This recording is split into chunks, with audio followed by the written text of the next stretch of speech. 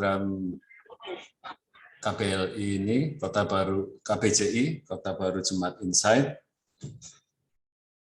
Kalau yang Sakernas kemarin KBJI itu klasifikasi baku jenis pekerjaan ya.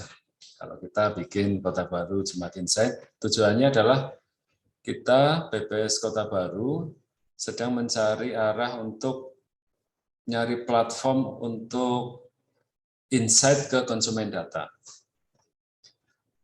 Arah BPS ke depan, BPS yang maju, yang berkelas dunia itu arahnya adalah kita tidak lagi hanya sebagai pengumpul data ke lapangan berdarah-darah gitu ya, hujan, panas, banjir gitu, naik perahu, tapi hasil yang kita kumpulkan nanti tidak kita bunyikan atau tidak bermanfaat untuk konsumen data.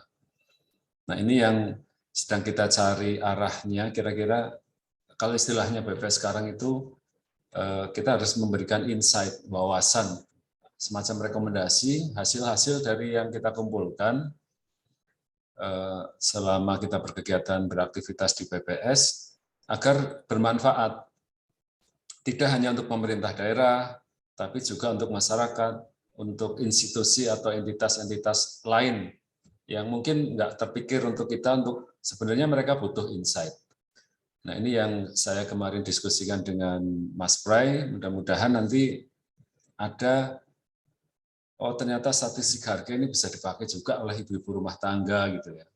Ternyata statistik harga ini ada produknya yang bisa dipakai untuk ya kontraktor, untuk dunia usaha, dan tentu saja nanti ada yang bisa dipakai oleh pemerintah daerah untuk mengambil kebijakan. Ini yang saya maksudkan insight itu seperti itu. Tetapi kita mencoba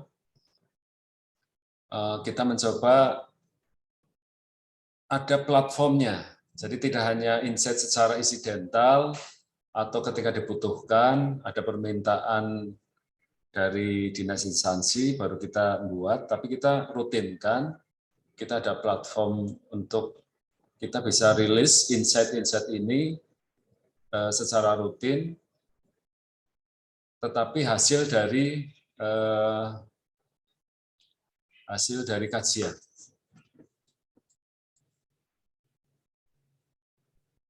Rencananya ke depan nanti yang pertama kita lakukan untuk itu adalah kita mengidentifikasi masalah dari dinas instansi, komunitas, entitas masyarakat. Saya istilahkan di BPS Kota Baru itu nanti namanya BPS mendengar. Kita mendengar dulu apa kebutuhan data dan statistik dari pemerintah, dari masyarakat, dari entitas dan komunitas masyarakat. Kemudian kita kaji lewat KBJI, kemarin kita sudah melaksanakan baru khusus dengan seksi merwilis gitu ya, kita diskusi terkait apa yang kita insight. Kemudian kita juga mengundang narasumber biar kita ilmunya nambah gitu ya, karena menginsight banyak orang itu butuh lintas ilmu. Kemudian kita nanti rencanakan ke depan ada forum khusus untuk insight-insight BPS ini kita berikan dan dikaji oleh teman-teman Pemda maupun yang lain. Dan terakhir nanti ada publisitas terkait insight yang sudah kita susun. Saya kira itu teman-teman BPS Kota Baru dan teman-teman peserta, kebutuhan kita melaksanakan tupoksi BPS sekarang arahnya sudah ke kita menginsight ke semua kalangan masyarakat, pemerintah. Saya kira itu Mas Aspi sebagai moderator, hal yang perlu saya sampaikan. Mohon nanti Mas Prai juga menyampaikan dengan lugas biar nanti teman-teman lebih mudah mencerna dan menerima materi. Karena asumsikan aja, walaupun ini sama-sama BPS, kadang kita orang BPS sendiri nggak tahu secara detail gitu ya fungsi manfaat dari masing-masing data indikator yang sudah kita hasilkan. Jadi kita belajar bersama. Saya mohon nanti Mas Prai menyampaikan terkait hal statistik harga. Saya kira itu, terima kasih. Assalamualaikum warahmatullahi wabarakatuh.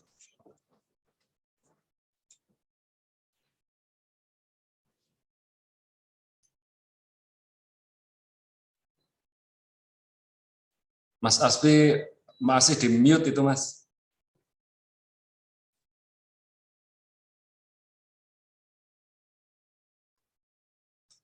Ya, terima kasih Pak mengingatkan Bapak. Terima kasih Pak atas sambutannya yang telah Bapak sampaikan kepada kami. Semoga apa-apa yang Bapak rencanakan tadi dapat kita jalani dengan hasil yang memuaskan ke depannya, Pak.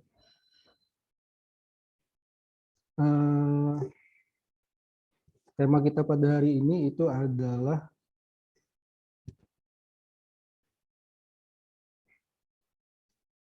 manfaat statistik harga dalam kehidupan sehari-hari. Nah, malam tadi saya berpikir, Pak, sebelum lanjut ke acara inti kita, saya teringat dengan sebuah potongan lagu dari sang legenda musisi Indonesia, Pak, Om Iwan Fals. Itu ada lagunya seperti ini, Pak. Galang Rambu Anarki. Ingatlah tangisan pertamamu ditandai dengan BBM lambung tinggi. Ya, benar sekali Pak, BBM memang realitanya di lapangan memang sedang turun subsidinya, dan jelas nanti ke depannya akan mempengaruhi komunitas-komunitas barang yang lainnya juga, yaitu sembako, baju, tupperware, uang parkir, arisan, dan lain-lain Pak. Angka inflasi menjadi salah satu bahasan yang seksi dan sensitif pada saat ini, terkait kondisi perekonomian dunia yang mempengaruhi krisis pangan dan energi. Dan negara kita Indonesia adalah salah satu yang terkena efek dan dampaknya. Kenaikan harga BBM yang ditetapkan oleh pemerintah itu juga pasti akan jelas berdampak pada laju inflasi ke depannya. Selain itu, untuk perhitungan inflasi, statistik harga juga menghasilkan produk lain seperti indeks, kemahalan konstruksi, indeks harga perdagangan besar, dan nilai petani yang bisa dimanfaatkan, baik oleh pemerintah, dunia usaha, ataupun masyarakat umum. Apa saja manfaat produk dari statistik harga yang bisa diperoleh untuk kehidupan? Pada kesempatan kali ini, itu semua akan dibahas oleh pembicara kita.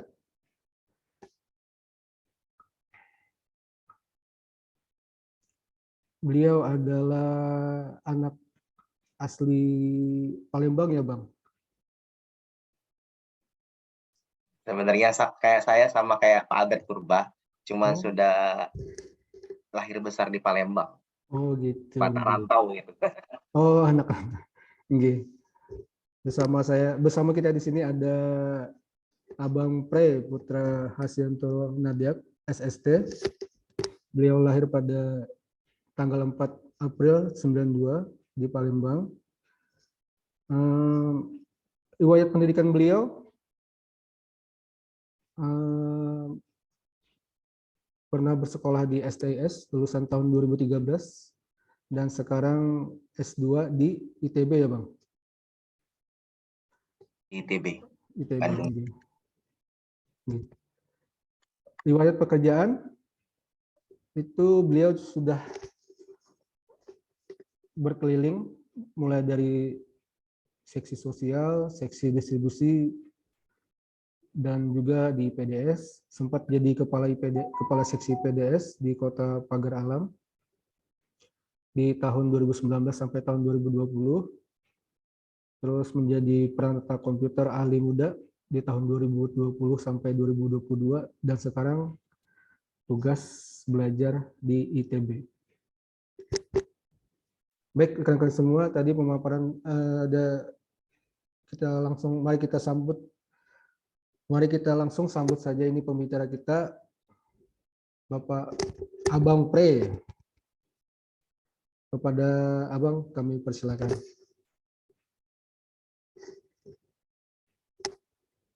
Oke, terima kasih atas kesempatan yang telah diberikan kepada saya, terutama untuk Pak Widi yang sudah memberikan kepercayaan ya. Ini sebenarnya kawan lama, bisa dibilang mentor saya lah. Dulu mulai dari Desa Cantik, banyak diskusi dengan beliau sampai ketemu di Jakarta dan akhirnya tetap intens komunikasi.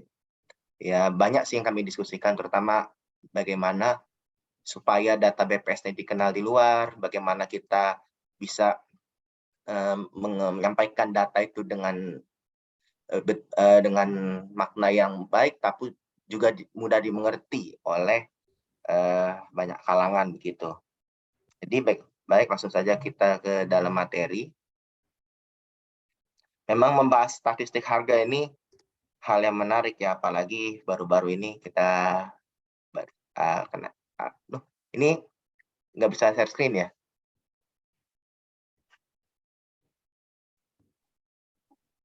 Minta tolong untuk panitia. Jadi statistik harga ini kenapa menarik? Karena kita kan sekarang ekonomi sedang bergejolak gitu ya. Mulai dari ada dampak dari perang Ukraina lawan Rusia lah, kemudian harga minyak dunia yang tidak stabil dan lain-lain gitu. Jadi statistik harga ini memainkan peran yang sangat penting. Kalau kita tidak memahami bagaimana statistik harga itu didapatkan, kemudian rilisnya kapan dan memaknainya seperti apa, nanti akan menjadi kesulitan tersendiri ketika kita nanti sebagai orang BPS ditanya oleh pihak luar. Oke, sudah bisa belum? Masih belum bisa ini enable.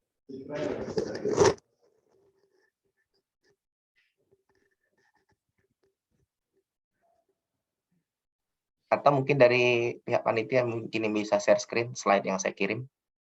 Kalau memang ini.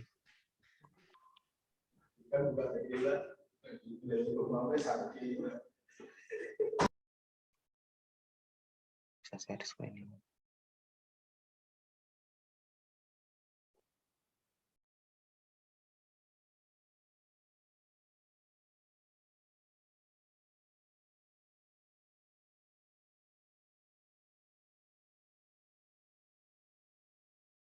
Jadi bagaimana nih bisa dibantu kawan-kawan panitia? Saya belum bisa share screen ini. Mau share presentasinya.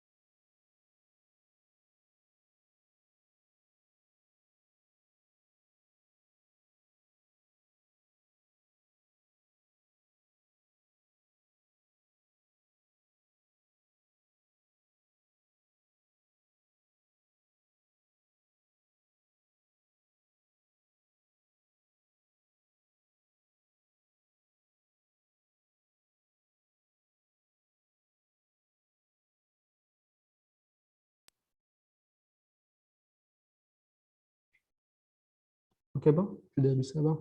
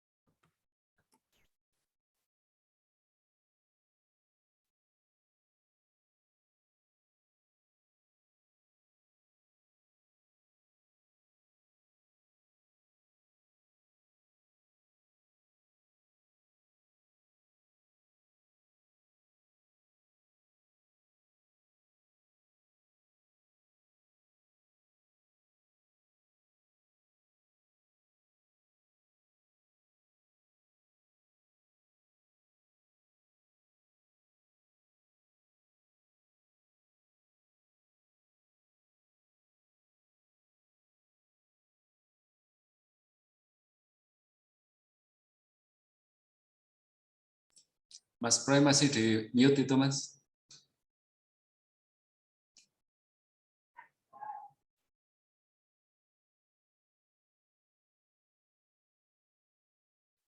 Oke, sudah bisa ya. Jadi dari panitia aja share screen-nya, oke. Kita lanjutkan. Di sini untuk manfaat statistik harga dalam kehidupan, kita akan bahas ada 4 indikator inflasi atau yang diukur dari indeks harga konsumen, kita udah tahu semua ya. Apalagi BPS Kota Baru masuk salah satu kota inflasi ya Pak Widi ya, Mas Pian. Nah, jadi kita juga perlu tahu bagaimana data inflasi itu manfaatnya kemana aja sih, larinya kemana aja, kita bisa pakai kemana aja gitu, supaya kita bisa menjelaskan konsumen data. Kemudian indeks kemahalan konstruksi IKK, saya rasa seluruh kabupaten kota masuk dalam penghitungan IKK ini. Ada IHPB dan juga nilai tukar petani. Oh ya, sebelumnya saya mau ngasih tahu dulu, mungkin kawan-kawan bingung ya, kok ada gambar ikan di kiri dan kanan. Ini intermezzo sedikit. Jadi itu ikan yang di sebelah kiri itu ikan kodak, pojok kiri bawah itu ikan khas dari Kabupaten Kota Baru, Kalimantan Selatan. Sedangkan ikan yang di pojok kanan bawah itu ikan semah dari pagar alam, asli pagar alam. Jadi ini nih lambang dari kolaborasi dua satker untuk kegiatan KBJ ini. Sekedar intermezzo. Kemudian next slide.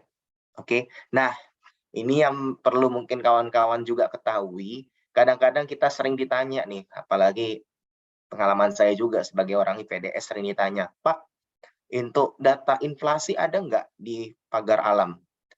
Masalahnya pagar alam bukan kota inflasi. Kota inflasi itu ada syarat-syaratnya kan, dan ada memang beberapa kriteria tidak masuk di pagar alam sehingga pagar alam nggak bisa dihitung inflasinya.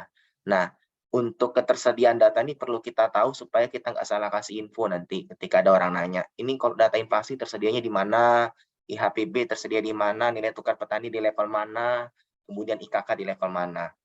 Jadi kalau nasional semua tersedia, kalau provinsi itu hanya IHPB yang tidak tersedia karena mungkin sampelnya juga sedikit ya, mungkin orang distribusi di sini udah paham lah.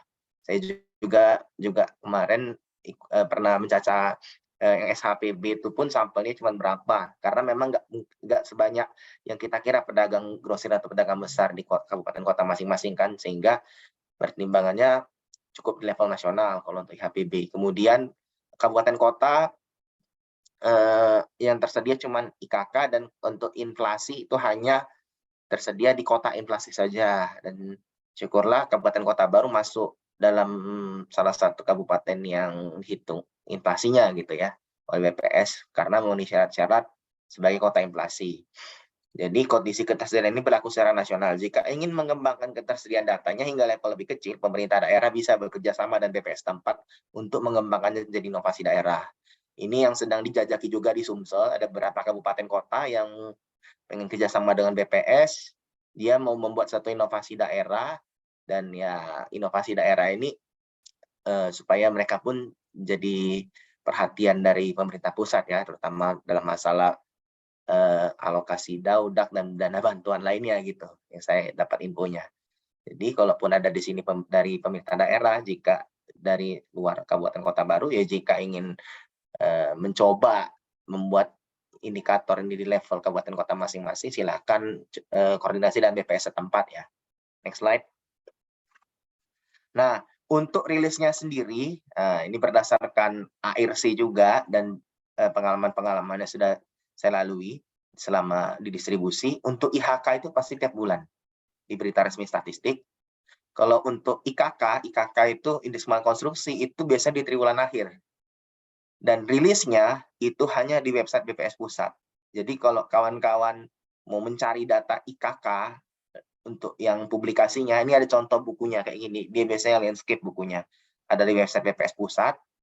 Kemudian IHPB itu di berita resmi statistik, tapi yang BPS Pusat. Dan nilai tekor petani ada di berita resmi statistik BPS Provinsi masing-masing. Oke, next slide.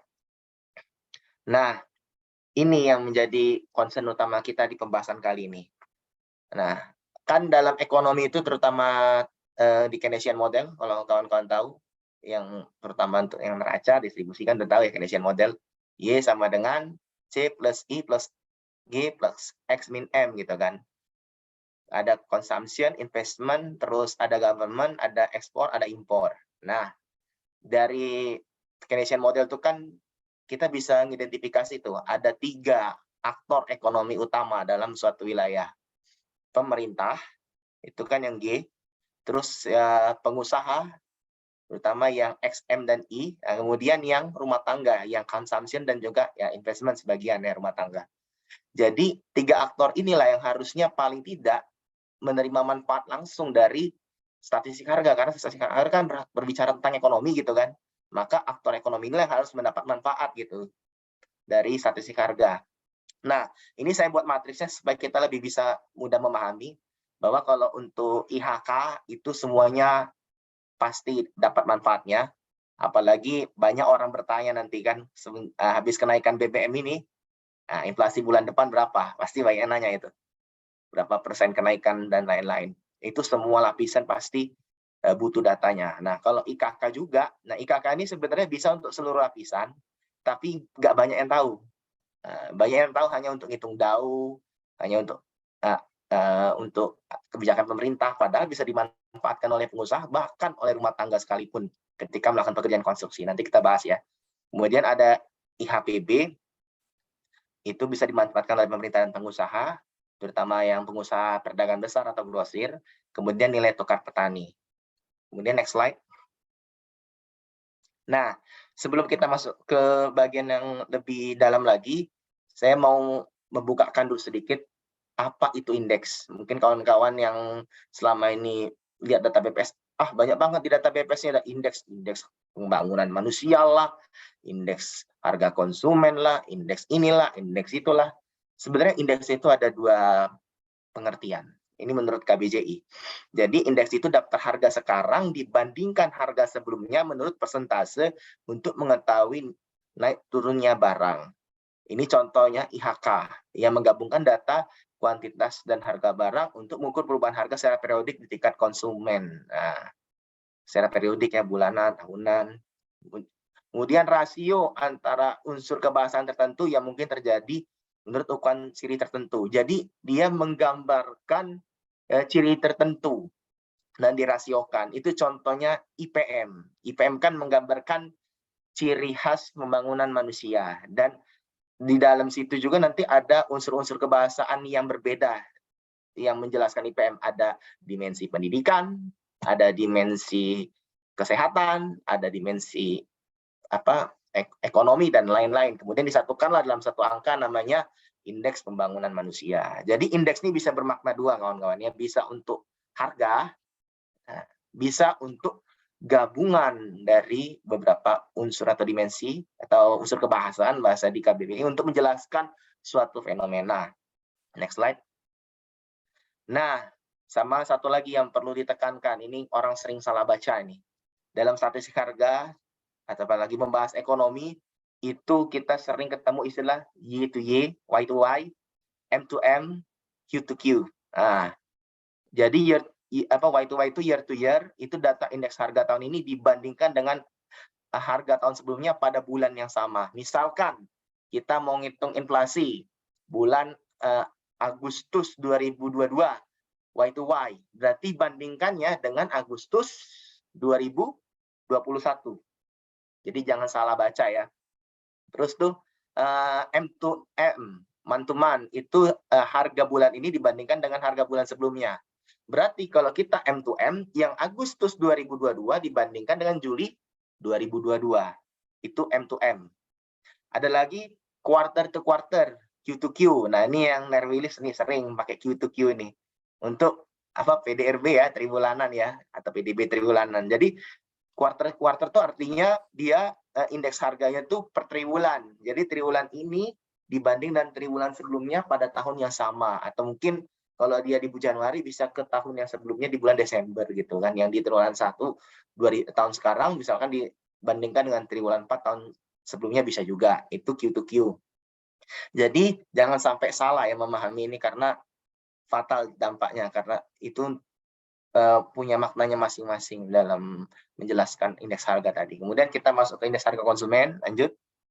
Ini kalau kawan-kawan sudah ngerti, maaf ya kalau agak sedikit matematis, tapi saya rasa perlu tahu dikit lah kita ya. Kok dari mana sih angka IHK 102, sekian, kemudian jadi inflasi sekian persen. Nah, jadi kawan-kawan, terutama juga yang pernah belajar di STIS dulu, itu di tingkat 1 kita pernah belajar dulu yang di STIS terutama ya, itu ada namanya angka indeks. Itu di pembahasan di statistik deskriptif ya, atau metode statistik mata kuliahnya. Di situ ada namanya angka indeks, ada yang Laspeyres, ada Paasche, ada Visser dan lain-lain. Nah, jadi kalau di inflasi itu pakainya metode indeks Laspeyres, tapi yang dimodifikasi.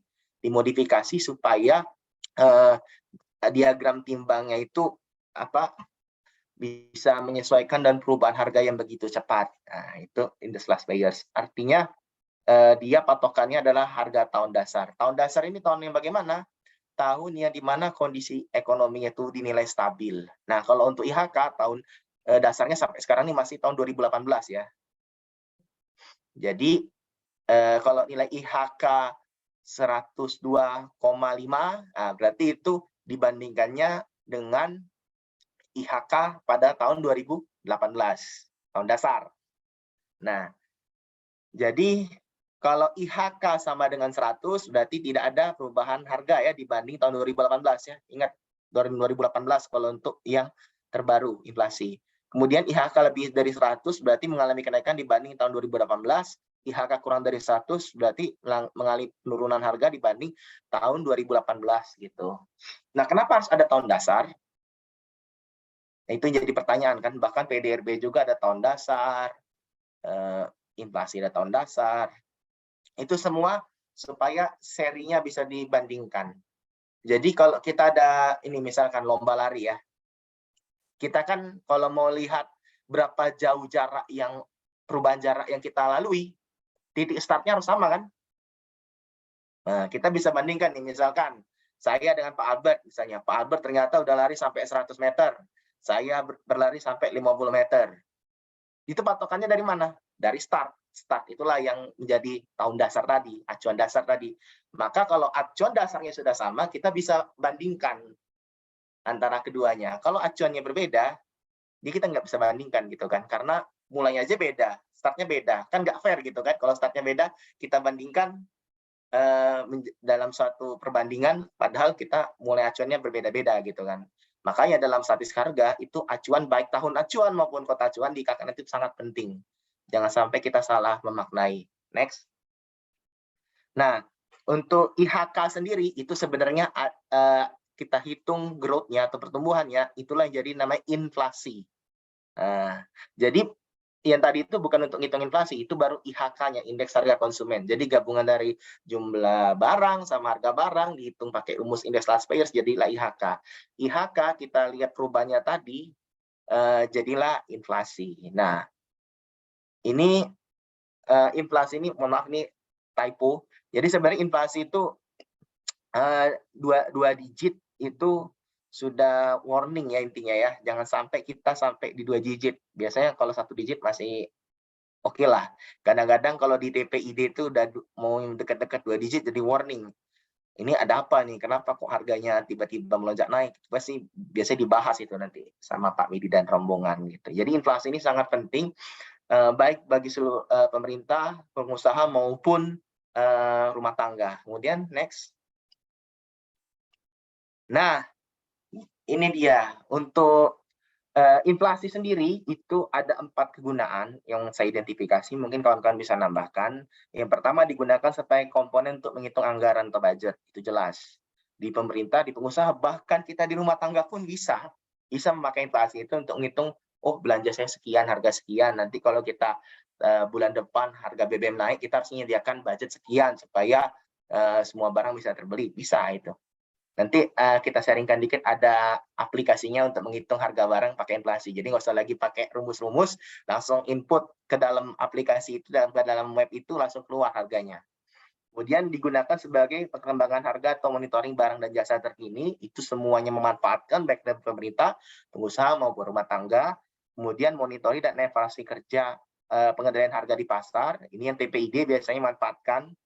Kemudian digunakan sebagai dasar pengupahan. Pengupahan ini yang sering menjadi polemik ya, yang UMR, UMK, dan UMP nih. Ya, itu pakai data inflasi. Nah, manfaat dari data inflasi dirasakan oleh sebagian besar aktor ekonomi yang pemerintah, pengusaha, dan rumah tangga tadi. Oleh karena itu, inflasi tidak boleh dirilis sebelum waktunya dan harus diukur kondisi sebenarnya. Ini pengalaman saya nih, berapa kali ditanya dulu data inflasi sama OPD sama ini, Pak, data inflasinya yang untuk bulan depan dan bulan ini ada nggak? Padahal kan inflasi berbicara data yang sudah kita ukur periode lalu kan. Oh maaf, nggak ada Pak. Jadi jangan sampai kawan-kawan nanti dengan beraninya membuat statement bahwa angka inflasi bakal sekian. Kalau BPS nanti maka bahaya kalau kayak gitu ya. Kecuali kalau di luar BPS yang mau melakukan prediksi terserah. Tapi kalau BPS itu saya rasa pimpinan kita sudah setuju dengan hal ini. Jadi untuk inflasi biarlah kita rilis memang apa yang sudah kita kerjakan dan rilis pada waktu yang sudah ditentukan gitu. Karena kalau angka inflasi ini rilis sebelum waktunya, dampak psikologisnya sangat luar biasa. Sangat luar biasa. Itu ada beberapa kasus di negara-negara di luar yang juga bukan hanya masalah rilisnya sih. Kayak ada di negara Amerika Latin itu saya pernah dengar infonya, gara-gara data inflasi dan IHK-nya itu istilahnya nggak tepat lah, banyak yang dikarang-karang. Akhirnya apa? Dia dampaknya kacau ininya, kebijakan ekonominya. Hanya demi apa istilahnya mencitrakan bahwa pemerintah ini luar biasa hebatnya gitu kan. Jadi angka inflasinya dipoles-poles gitu kan. Dan akhirnya dampaknya apa? Kebijakannya tidak tepat karena datanya tidak tepat. Oke, next. Nah, ini yang saya bilang. Kalau pakai hitung-hitungan pusing ya, pakai Excel pusing. Orang maunya tinggal input, terus pilih tahunnya, masukkan angka inflasinya, langsung keluar hasilnya. Jadi saya ada situsnya di sini, saya masukkan di sini supaya kawan-kawan, terutama yang rumah tangga juga bisa memakai ya. Mana tahu kita bisa jaga-jaga gitu kan. Oh, kita dapat inflasi datanya sekian, kita masukin nih. Misalkan 2 tahun, 3 tahun ke depan berapa harganya? Masukin aja. Nilai inflasinya yang year-on-Y, yang dibandingkan tahun lalu karena diminta inflasi tahunan. Kemudian masukkan jumlah tahunnya berapa, terus harga barangnya berapa. Nah, itu harga di inflasi masa depannya akan segitu. Atau kalau lebih spesifik lagi bisa kawan-kawan, karena inflasi atau IHK itu ada yang per komoditas kan ya, yang di BRS, misalkan ada barang keperluan sehari-hari, makanan, minuman, tembakau, dan lain-lain. Itu malah kita bisa pakai lagi kalau data itu kita masukkan ke dalam sini, nanti harganya berapa tahun lagi, sekian, berdasarkan data inflasi yang kita pakai. Jadi sudah bisa di-estimate gitu. Mana tahu ini perlu ya buat ibu-ibu rumah tangga gitu kan, buat persiapan. Oh, kalau misalkan BBM naik harganya sekian, berarti saya harus siap-siap bagaimana gitu kan. Daripada pusing-pusing ngitungnya pakai rumus-rumus statistik tadi atau Excel, mending kita langsung input datanya keluar hasil. Kayak ini apa istilahnya yang saya tawarkan lah. Mungkin kawan-kawan lain ada buat lagi aplikasi lebih bagus, silakan share juga dan kawan-kawan yang lain supaya kita bisa sama-sama memanfaatkan data statistik harga ini dengan lebih baik. Kemudian next. Nah, ini yang sering jadi polemik. UMP atau UMR atau UMK. Jadi ada peraturan terbaru nomor 36 tahun 2021 peraturan pemerintah tentang pengupahan. Nah, jadi UMP ini dihitung menggunakan inflasi loh kawan-kawan. Di sini kita lihat di rumus ini ada max PE dalam dikali inflasi kan. Berarti apa di sini? Inflasi jadi faktor pengalih, multiplier. Berarti kalau dia faktor pengalih, makin besar faktor pengalinya, makin besar juga pasti ininya upah minimumnya. Makanya kalau misalkan inflasi makin besar ya harusnya upahnya menyesuaikan. Nah, ini tugas pemerintah daerah ya. Kan peraturannya sudah ada, tinggal kita masukkan angkanya.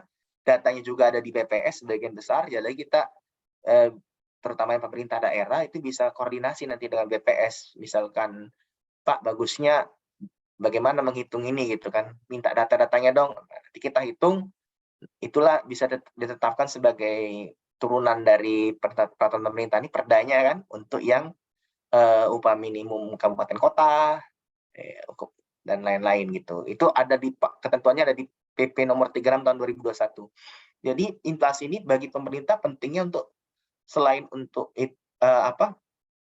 penganggaran juga untuk pengupahan. Jadi jangan sampai kita salah dalam pengupahan gara-gara kita nggak ngerti soal kenaikan harga. Itu bahaya. Kita sama aja ngerugiin orang lain gitu kan. Orang udah capek-capek kerja, ternyata harga barang naik, kebutuhan dia naik, tapi upahnya tidak disesuaikan. Namanya zolim ya kawan-kawan ya. Oke, next. Ada indeks harga perdagangan besar.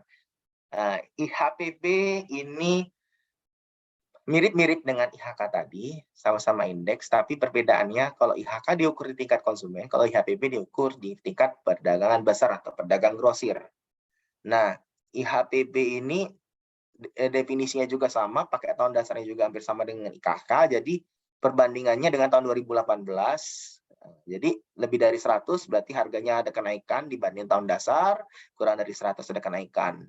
Mengukurnya pun bisa pakai metode inflasi yang untuk mengukur pertumbuhannya tadi. Jadi laju pertumbuhan IHPB bukan inflasi ya. Inflasi hanya di tingkat konsumen tadi kan.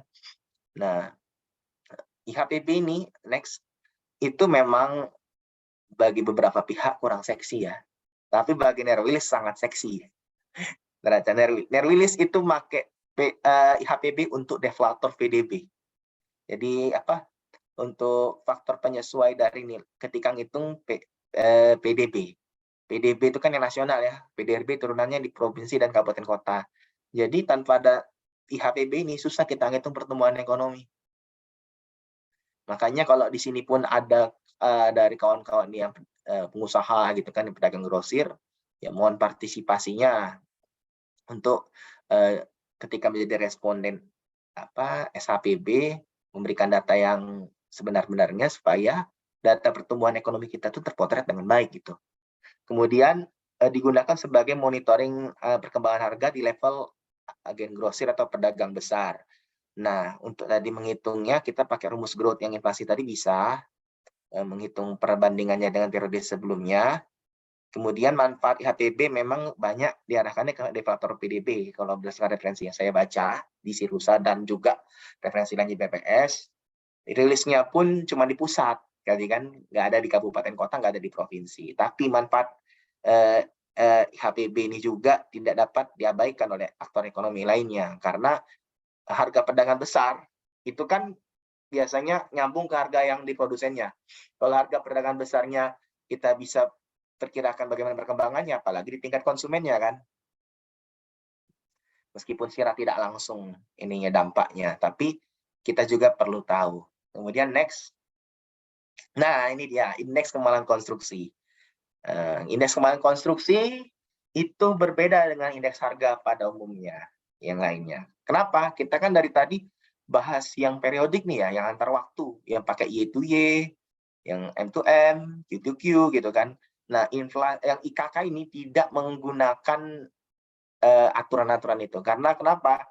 Dia acuannya adalah wilayah kota acuan. Jadi indeks yang bersifat spasial. Jadi ada memang beberapa pihak yang sering menanyakan, bagaimana Pak kalau IKK ini dibanding dengan IKK tahun lalu? Nilainya, perubahannya. Menurut Bapak bagaimana? Menurut saya nggak bisa dibandingkan. Karena perbandingannya aja itu berdasarkan wilayah kota acuannya itu, bukan antar waktu, bukan.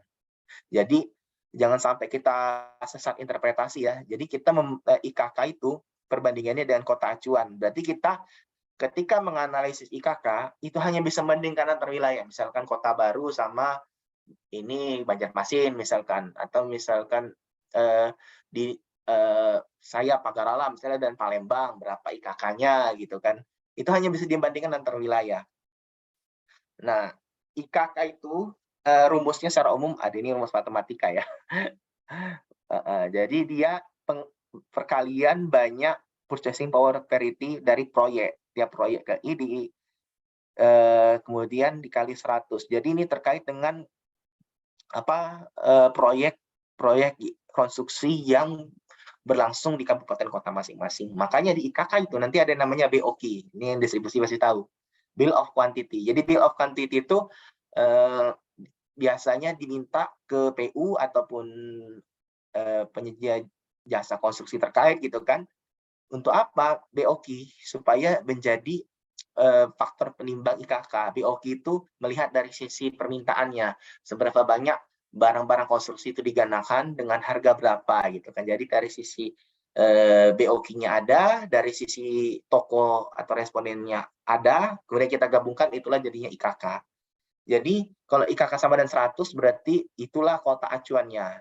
Kalau lebih dari 100 berarti lebih mahal dari kota acuan, kalau kurang dari 100 berarti lebih murah dari kota acuan.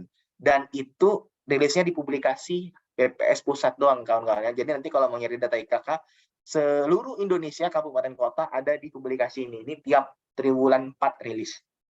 Bulan Oktober depan nanti rilis ini. Next.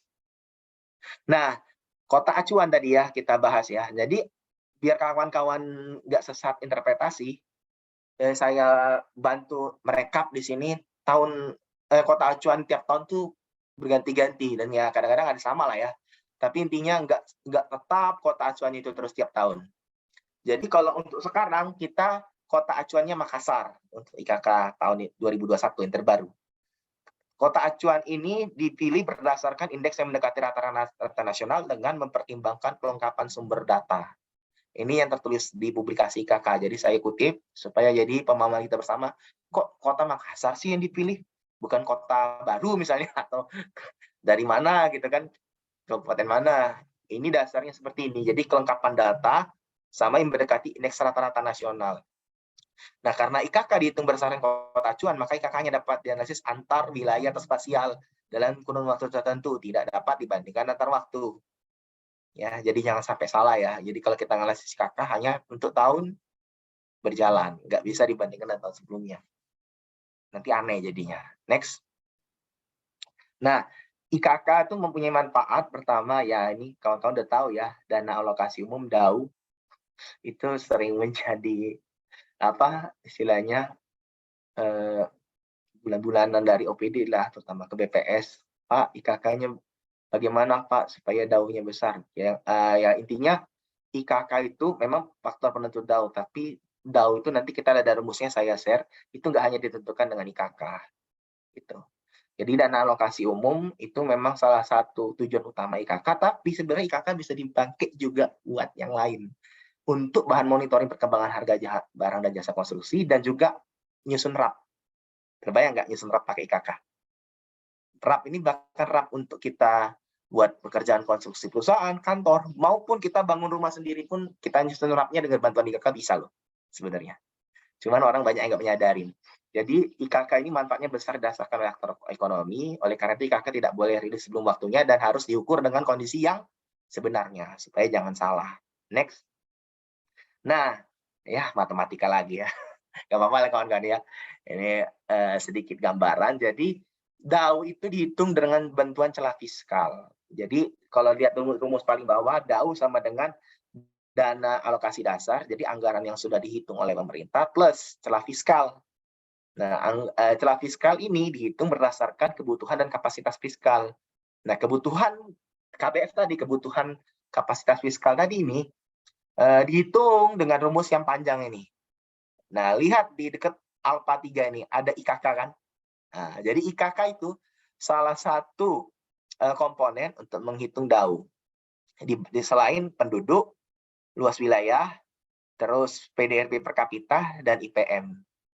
Jadi persamaan ini menunjukkan bahwa IKK mempunyai hubungan linear dengan DAU. Jadi makin besar IKK, makin besar juga potensi DAU untuk dianggarkan, dan sebaliknya. Jadi kalau pemerintah lebih ke DAU tadi, penghitungan DAU. Tapi kita bisa lihat di slide selanjutnya, coba. Ini mungkin yang kawan-kawan masih banyak belum begitu ngeh gitu ya, termasuk saya. Tapi saya kenapa akhirnya ngeh? Karena justru saya tahu ini dari kawan saya di Dinas Perhubungan yang dia mau bikin RAP, dia malah nanya data IKK ke saya. Pak Prey, bisa nggak tolong data IKK terbaru? Tiap tahun gitu. Ternyata dia manfaatkan data itu untuk faktor pengalih dalam penyusunan HPS. Bayangkan, rencana anggaran biaya dan HPS-nya. Bisa kita pakai IKK itu untuk adjustment atau menentukan kira-kira kalau misalkan kita anggarkan tahun sekian, kenaikannya berapa lah ya, supaya anggaran itu nggak kurang gitu kan. Jadi ada formula untuk menghitung rancangan anggaran biaya atau RAP dengan IKK. Ini RAP secara umum ya, nilai total anggarannya. Itu nilai RAP final sama dengan IKK bagi 100 kali nilai RAP yang sudah kita susun plus dana cadangan. Dana cadangan ini itu yang fluktuatif ya, tergantung referensi mana kita pakai. Ada yang bilang 10% dari nilai RAP yang disusun, ada yang bilang 20%, itu bebas. Tapi yang mau saya garis bawahi yang di dalam kurung ini. Itu ada di situ juga HPS. HPS juga harga perkiraan sendiri, ini terutama yang di pengadaan ya. Bisa pakai IKK untuk faktor adjustment menentukan HPS loh. Nah, jadi HPS ini kan ada harga per komponennya juga kan, misalkan batu berapa, kayu berapa, besi berapa, dan lain-lain kan. Itu harga komponen itu juga bisa kita adjust dengan IKK. Supaya harganya benar-benar tepat dan anggaran yang digunakan juga anggaran yang tepat sasaran gitu. Jadi ini pun bisa dipakai oleh rumah tangga dan pengusaha ketika membangun suatu bangunan. Misalkan udah mau beli ini bahan-bahan konstruksi nih, ada catnya, ada batunya, kayunya, dan lain-lain gitu ya, tralinya, itu kita bisa susun RAP-nya tadi, kemudian bisa kita hitung dengan bantuan IKK untuk adjustment-nya.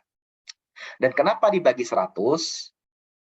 Karena supaya terlihat perbedaannya dengan kota acuan gitu. Karena kalau kita mentah-mentah nilai IKK-nya yang kita masukkan di dalam sini, maka interpretasinya akan ngawur gitu. Kita kan mau lihat tingkat kemahalan. Perbandingan tingkat kemahalan itu harusnya dengan kota acuan kan. Makanya nanti pembaginya harus indeks kota acuan. Indeks kota acuan itu berapa? 100 kan. Makanya IKK dibagi 100 dikali nilai bahan konstruksinya, atau nilai RAP-nya, atau nilai HPS-nya gitu.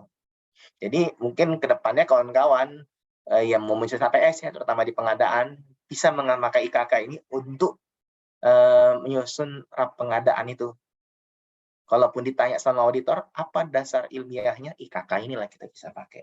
Jadi nggak lagi apa istilahnya ngawang-ngawang istilahnya apa kira-kira gitu kan. Kira-kira 5% Pak faktor pengalihnya. Dari mana dasarnya 5%? Ya kira-kira, nggak bisa lah. Kita butuh suatu yang ukuran yang pasti kan. Ukuran yang benar-benar bisa dipertanggungjawabkan kan. Makanya kita bisa tawarkan ini nanti ke auditor. Nah Pak, ini dasarnya kami pakai untuk menghitung. Oh, pakai IKK ya. Datanya dari mana? Data BPS. Oh, jadi dia juga akan ngerti. Oh, bahwa memang data yang digunakan data yang valid. Bukan asal-asal tembak aja harganya berapa, persen kenaikannya berapa, dan lain-lain. Nah, semoga ini bermanfaat ya buat kawan-kawan, dan terutama yang lagi pusing nyusun HPS misalnya. Kalau lagi ada pekerjaan konstruksi terkait dengan kerjaan di kantor, dan PPK, PBJ, dan kawan-kawan tim pengadaan bisa pakai cara ini untuk menyesuaikan anggaran pengadaannya tadi. Next. Nah, nilai tukar petani. Nilai tukar petani itu indeks harga diterima petani dibagi indeks harga yang dibayar petani. Indeks harga yang diterima petani ini maksudnya keuntungan-keuntungan yang diperoleh petani selama dia mengerjakan kegiatan pertaniannya. Kemudian indeks bayar ini artinya berapa biaya yang dikeluarkan, operasional yang dikeluarkan oleh petani untuk melakukan kegiatan usahanya. itu dikali 100. Jadi kalau dia sama dengan 100, impas berarti petaninya. Apa yang dia keluarkan ternyata balik lagi ke dia yang dia dapat impas, sama. Kalau dia lebih dari 100 berarti ada profit, kalau dia kurang dari 100 berarti dia rugi petaninya. Jadi NTP ini secara konsep menyatakan tingkat kemampuan tukar atas barang-barang produk yang dihasilkan, terutama di pedesaan sih ya, terhadap barang jasa yang dibutuhkan konsumsi rumah tangga dan keperluan dalam proses produksi pertanian. Jadi ada statement yang pernah saya dengar bahwa NTP ini bisa jadi pendekatan untuk inflasi pedesaan, ya, tapi nggak 100%. Karena nggak karena pertama NTP ini diukur level provinsi kan, jadi cakupannya lebih global. Bahkan mungkin ada desa-desa yang sebenarnya sudah maju ya, terutama desa-desa yang dekat ibu kota kabupaten provinsi misalnya. Itu desa-desanya udah pasti ramai, nggak semuanya petani misalnya kan. Itu juga nggak bisa mutlak kita istilahnya menganggap bahwa NTP sama inflasi pedesaan, tapi kita bisa gunakan NTP sebagai proksi untuk itu tadi menyatakan bahwa di pedesaan tuh bisa inflasinya sekian gitu. Karena kan mayoritas di pedesaan tuh petani. Tapi itu lagi-lagi proksi kawan-kawannya bukan ukuran yang mutlak ya. Bisa kita gunakan untuk menggambarkan inflasi di pedesaan. Next. Nah, untuk maaf ini typo ya, harusnya NTP.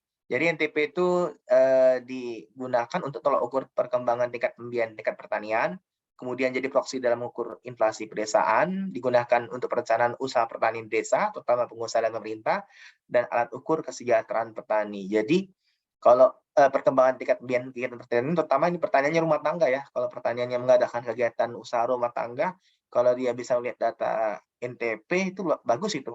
Jadi dia bisa tahu, oh kalau misalkan kondisi sekarang pertanian lagi lesu nih ya, NTP-nya lagi turun, strategi apa nih bisa saya lakuin gitu, supaya pemasaran produk pertanian saya itu nggak menghasilkan kerugian gitu kan. Kalau bisa untung gitu, meskipun di kondisi yang sulit gitu. Dengan perkembangan nilai NTP kita amati itu bisa sebenarnya. Bisa, jadi baik itu rumah tangga usaha pertanian, pengusaha di bidang pertanian terutama nih ya, pengusahanya itu misalkan perusahaan-perusahaan perkebunan dan lain-lain itu juga bisa melihat data NTP sebagai tolak ukur tadi kesejahteraan petani gitu. Pemerintah apalagi. Tapi kalau untuk aplikasinya secara khusus kayak tadi pakai rumus-rumus itu, saya rasa nggak bisa ya kalau untuk yang NTP ini, karena NTP ini lebih kepada kita melihat gambaran terkini aja gitu kan mengenai kondisi kesejahteraan petani. Oh, kalau NTP kurang dari 100 berarti petani ini lagi rugi. Apa yang menyebabkan dia lagi rugi? Coba lihat dari subsektornya. Kan NTP itu ada per subsektor tuh ya kalau kita lihat ya. Ada pertanian tanaman pangan, ada perkebunan dan lain-lain. Oh, ternyata di pertanian tanaman pangan yang lesu gitu. Oh, kenapa bisa lesu gitu? Nah, itu bisa kita gali kan. Oh, kalau misalkan lagi kondisi pertanian tanaman pangan di provinsi kita lagi lesu, berarti strategi apa yang kita harus pakai supaya kita menjual produk tanaman pangan yang kita hasilkan, misalkan kalau kita posisinya di pengusaha atau rumah tangga pertanian, bisa tetap untung gitu kan, meskipun kondisi pertanian lagi lesu. Begitu. Oke, jadi intinya statistik harga ini bermanfaat ya kawan-kawan ya. Mungkin kita aja yang kadang-kadang kurang menggalinya, gitu, kurang memahaminya, terutama kalau di daerah hanya mengumpulkan data harganya, tapi tanpa tahu muaranya kemana. Jadi sekarang harapannya ketika kawan-kawan sudah mengetahui, oh manfaatnya ke arah sini, muaranya ke arah sini, kita bisa mengumpulkan data dengan lebih semangat lagi, dengan lebih akurat lagi, karena data yang kita hasilkan mempunyai manfaat yang luar biasa bagi banyak lapisan masyarakat, gitu, mulai dari pemerintah, pengusaha maupun rumah tangga. Oke, itu saja. Sekian dan terima kasih. Kami kembalikan kepada Pak Aspian.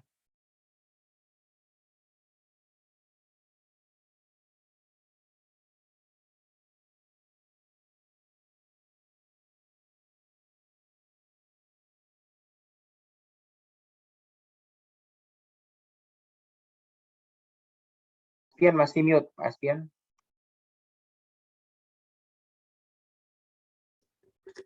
Ya, terima kasih Mas Pre atas pemaparan yang telah disampaikan tadi. Dari pemaparan yang Pian sampaikan tadi, baru ulun mengerti bahwa manfaat data statistik harga itu sangat luar biasa. Mulai dari inflasi yang ternyata berhubungan erat dengan UMP, UMR, terus ada IHPB yang berhubungan dengan apa namanya harga, kita bisa monitoring harga dari agen atau grosir.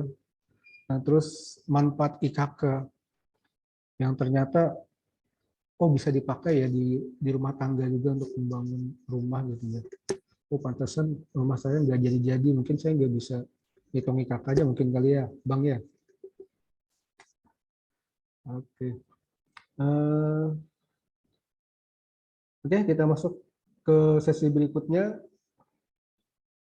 Sesi berikutnya adalah tanya jawab. Bagi rekan-rekan yang mempunyai atau teman-teman yang mempunyai pertanyaan bisa diangkat saja audionya, sebutkan nama dan pertanyaan yang ingin disampaikan. Untuk waktu dan pertanyaannya dipersilakan.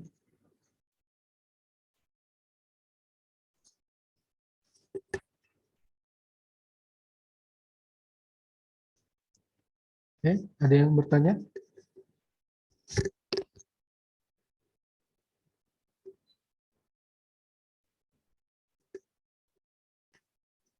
Mbak Ana?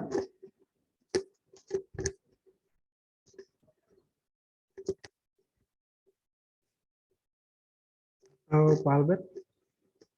Ada, karena sejak tadi yang bersinggungan langsung kayaknya Pak Albert sama Ibu Ana ya, Mbak Ana ya.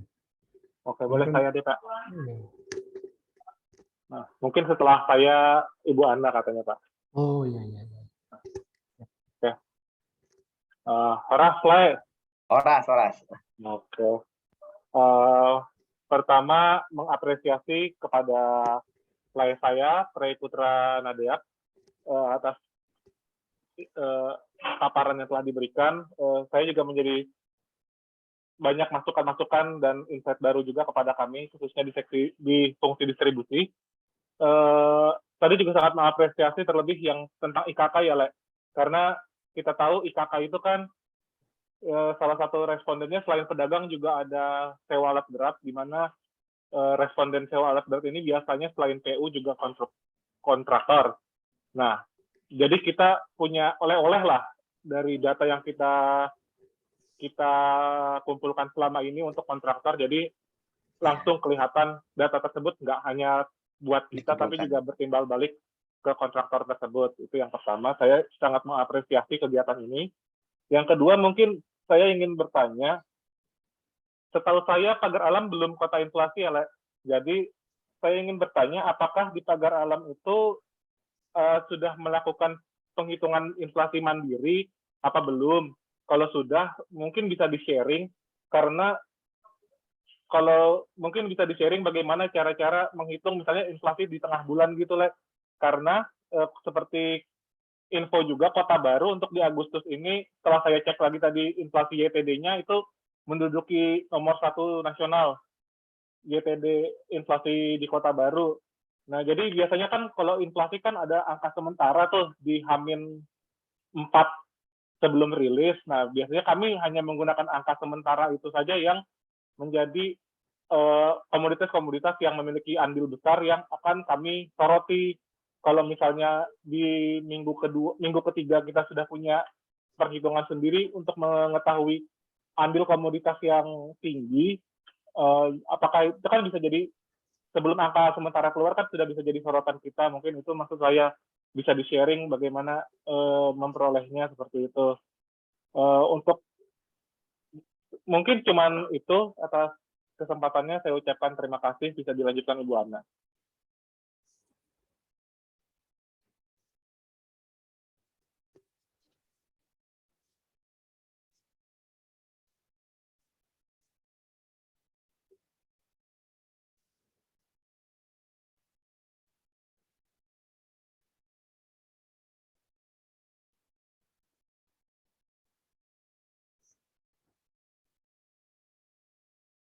Ibu Ana, mic-nya.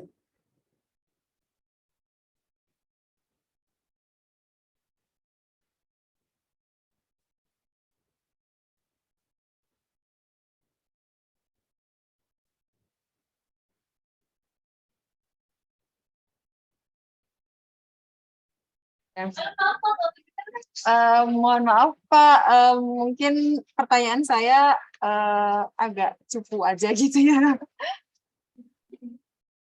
Ini gimana sih? Oke, langsung aja ya Pak ya. Oh oke, kalau ini kan mungkin kalau kami kan saya di neraca gitu ya Pak, yang biasanya bersinggungannya langsung dengan apa namanya PDRB gitu kan ya. Nah, kalau di PDRB itu kan penghitungannya biasa menggunakan data inflasi atau IHK sendiri dan juga memakai IHPB gitu. Kalau di PDRB itu kan nanti ada data yang namanya deflator PDB gitu. Itu kira-kira kalau misalkan deflator PDB ini bisa nggak ya Pak? Misalnya inflasi itu ketahuan, misalnya inflasinya berapa persen gitu ya. Sementara kan kita di penghitungan PDB itu pakai inflasi juga. Nah, pas deflatornya itu ternyata kan beda gitu ya dari secara umumnya gitu, dari IHK-nya gitu. Nah, itu kita menjelaskannya seperti apa ya Pak? Kalau misalkan kita kan base-nya pakai IHK juga, tapi di deflator PDB-nya itu ada bedanya gitu. Itu penjelasannya kalau misalkan ini seperti apa. Kemudian tadi kan ada data yang IKK ya. Itu kira-kira kalau misalkan di PDB gitu, kira-kira bisa nggak ya Pak dimanfaatkan data itu untuk apa namanya sebagai proksi di PDB. Soalnya kan tadi kalau dijelaskan kan nggak bisa dibandingkan antar waktu, tapi di slide yang ke berapa ya tadi? Di slide yang manfaat itu dijelaskan tentang adanya bisa memonitoring perkembangan harga barang dan jasa gitu. Itu seperti apa? Terima kasih. Oke, boleh saya langsung jawab, Mas Pian? Oke. Pertama, pertanyaan dari Lea Albert ya. Saya langsung buka aja, Lea, yang apa? Saya udah download ini, yang BRS inflasi kota baru ini. Biar ada gambaran kita. Oh iya, nggak bisa share screen. Belum bisa share screen ya? Ya udahlah, nanti aja. Ini kalau saya lihat di inflasi ini, memang kan dia rilisnya rutin ya, Lea. Rutin. Nah, yang menjadi masalah tadi angka sementara ya. Jadi kalau untuk inflasi itu sendiri kan kita sudah tahu bahwa kita ngitungnya bulannya harus lewat karena sebagian besar data statistik itu sebenarnya adalah sejarah. Jadi sejarah itu kita lewati dulu baru kita bisa ukur gitu kan. Nggak bisa langsung misalkan kecuali memang pakai metode-metode tertentu yang sifatnya prediksi atau estimasi, tapi itu pun jadi bentuknya angka sangat sementara. Tapi kalau untuk yang inflasi tengah bulan ya, tengah bulan itu tuh kalau menurut saya kurang pas sih. Jadi tunggu bulannya berakhir dulu, baru kita menghitung. Tapi kalau untuk penghitungan inflasi sendiri, kalau kita udah tahu harga pertengahan bulan, ya nggak apa-apa, itu sebagai informasi buat kita, fenomena yang kita simpan gitu kan, untuk kita menjelaskan kepada publik bahwa ketika 8 kami menemukan fakta seperti ini, dan kesimpulan akhirnya ketika kita lihat inflasi yang M2M tadi, yang per bulan tadi, nilainya seperti yang kami rilis ini gitu. Jadi kalau untuk menghitungnya sendiri, nggak disarankan sih kalau untuk pertengahan bulan. Lebih baik bulannya berakhir dulu, baru kita menghitung gitu kan. Makanya inflasi itu dia bukan bulan berjalan, tapi dia bulan yang ke belakangnya lagi kan. Supaya data itu masih ada kesempatan kita untuk menghitungnya dulu, baru kita rilis gitu kan.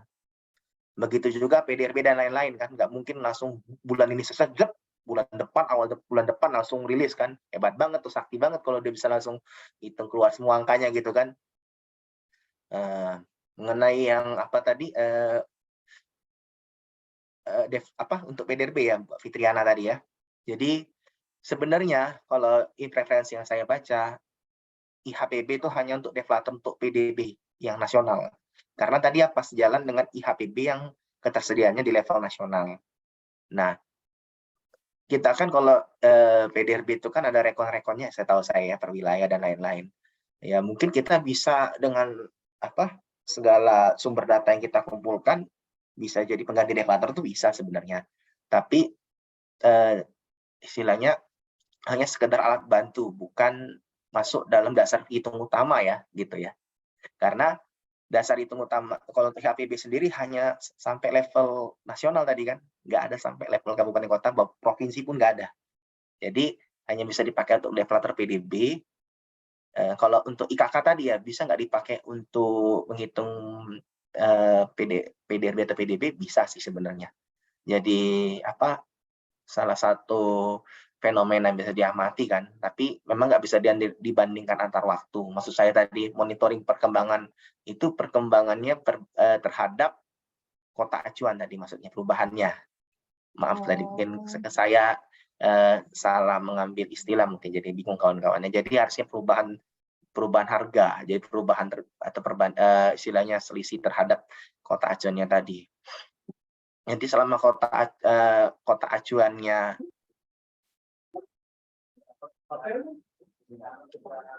sama, sebenarnya bisa dibandingkan sih. Tapi Makassar tahun ini, tahun depan Makassar belum tentu loh. Banyak pertimbangan BPS Pusat untuk menentukan kota acuan IKK. Tapi paling tidak, kalau saya tahu ya, IKK itu kan tiap triwulan. PDRB itu juga sekarang bulanan kan. Nah, jadi nanti dari distribusi itu bisa ngasih data-data harga tadi ke Nerwilis tembusannya, supaya bisa lebih lengkap lagi data untuk menghitung pertumbuhan ekonomi, terutama di sektor konstruksi. Benar nggak? Kan sejalan tuh triwulan. IKK triwulanan, PDB juga mau dihitung triwulanan. Jadi nanti kalau bisa, ya namanya kita BPS gitu kan, kalau istilahnya saling bekerja sama lah dalam antar bagian itu untuk mensupport Nerwilis. Karena Nerwilis itu secara konsep adalah konsumen pertama data BPS sebenarnya. Jadi kita yang harus nyuplai dari sosial, dari produksi, benar nggak Mbak ya?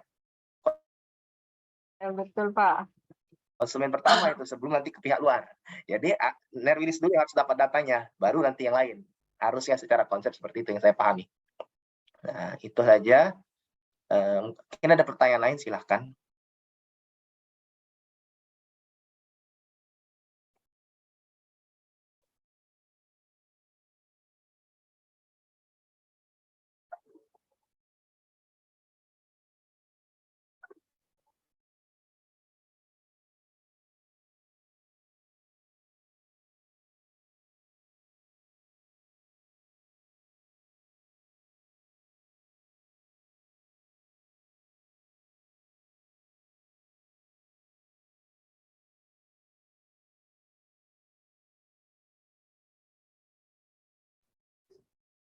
Baik, apakah ada yang bertanya yang lain? Pak Yuli?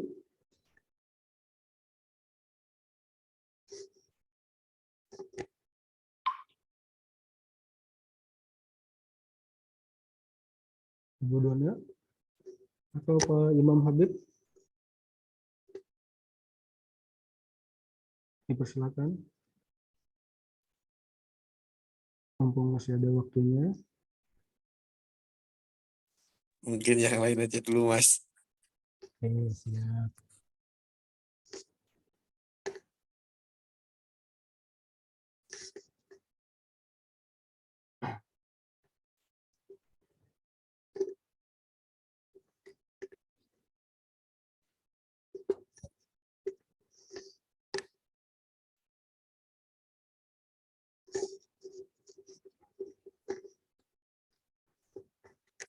Oke, apakah masih ada yang bertanya lagi?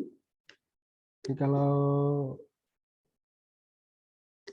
tidak ada, Mas Aspian, coba tolong cek WA bentar. ya siap. Pak.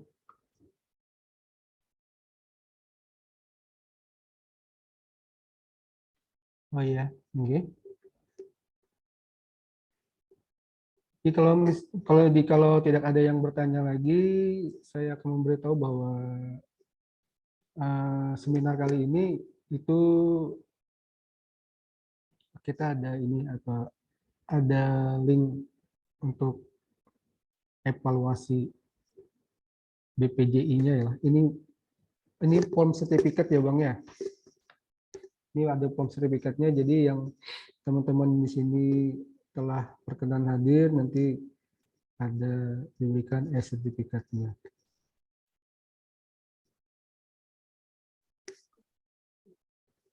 Siap? Apakah ada lagi yang bertanya?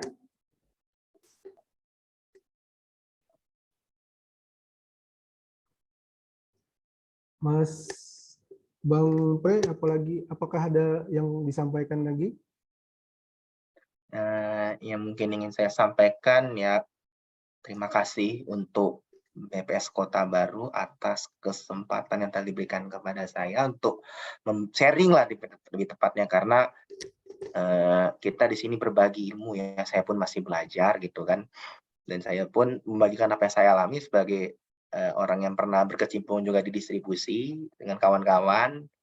Ya, semoga ini bermanfaat, terutama kayak kata La Albert tadi, oleh-oleh untuk para kontraktor. Jadi IKK itu bisa kita pakai untuk nyusun RAP dan lain-lain, kita itu bisa jelaskan kepada para pengguna data supaya mereka juga nantinya bisa memberikan data itu dengan lebih mudah kepada kita, dengan lebih cepat gitu kan. Karena kita sudah menjelaskan dulu apa menjadi manfaatnya, dan saya harap sharing kita kali ini bisa ini ya, mewujudkan apa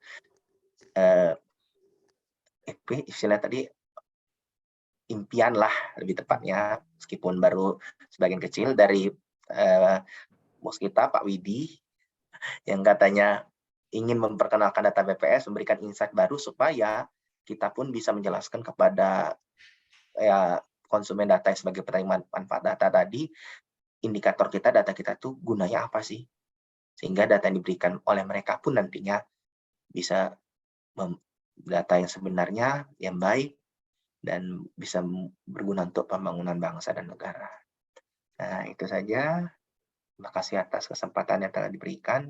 Semoga silaturahmi dan komunikasi kita tetap berjalan, dan selamat untuk mencoba menerapkan manfaat statistik harga dalam kehidupan masing-masing. Itu saja. Oke, alhamdulillah rekan-rekan sekalian, semua rangkaian acara pada hari ini telah terlaksana dengan baik.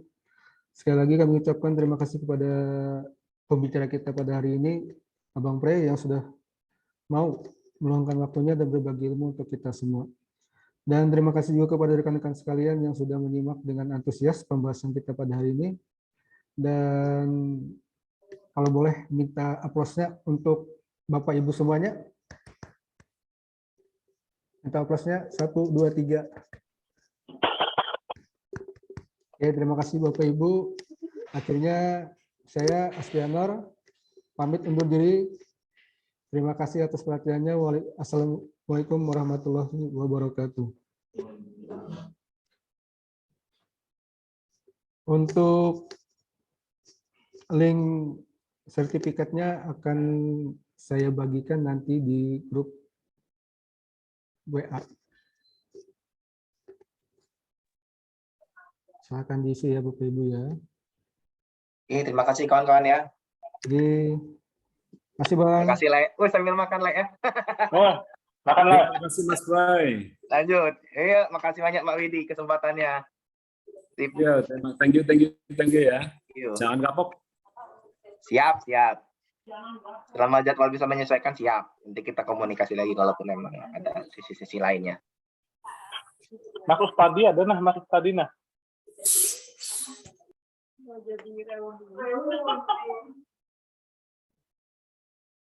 Mantap nih Kota Baru ada seginian sekarang nah. Mantap nih Pak Widi nah. Oh. Ini Mas Imam ini kawan angkatan saya kuliah sekarang di ITB. Oh. Dari mana Mas? Ke Kota Baru Mas. Mantap. Ya, mohon doanya juga kawan-kawan ya, kami lagi proses ini menyusun tesis ini, udah ditagih sama ITB Mas Imam ya. Semoga bisa lancar lah kawan-kawan ya. Kawan-kawan juga kalau mungkin ada yang berniat untuk melanjutkan pendidikan ke jenjang yang lebih tinggi, semoga dimudahkan niatnya ya. Endang Bini.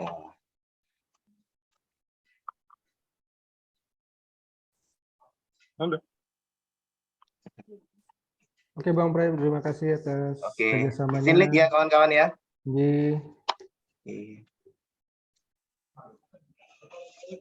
Ada Ustadi bujur gambar pertanian. Gambar apa ini? Ngomong dong, Mas Ustadi dong. Ustadeus, Ustadi. Oh, Mas Ustadi. Lagi sibuk dia katanya tadi tuh. Waduh. Ustadi. Wah, minta sertifikat doang nih Mas Ustadi nih. Ya. Di Jawa kok malah nggak ada mic, gimana sih itu? Nah itu Kabur berarti dia, laptopnya kabur. nggak ada mic-nya. Itu dia bilang nggak ada mic-nya, Jar. Oh, Mas Siapa? bilang nggak ada mic-nya. Di chat-nya. Oh, tak barusan ngomong. Barusan, barusan ngomong. Tapi isinya ada mic-nya. Waduh. Barusan ngomong.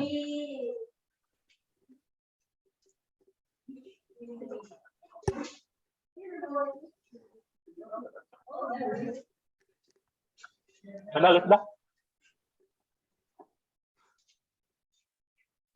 Indang nih, indang mana ya?